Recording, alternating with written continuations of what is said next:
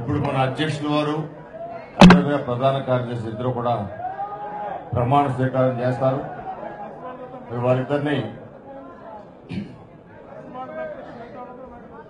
కుడి చేయి ముందు పెట్టండి గారు అందరూ వస్తున్నారు.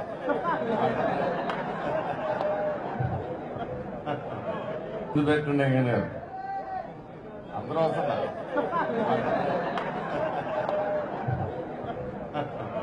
ముందు పెట్టండి గారు అందరూ వస్తున్నారు.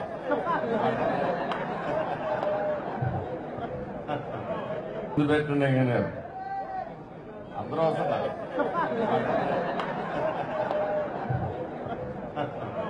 ముందు పెట్టండి గారు అందరూ వస్తున్నారు.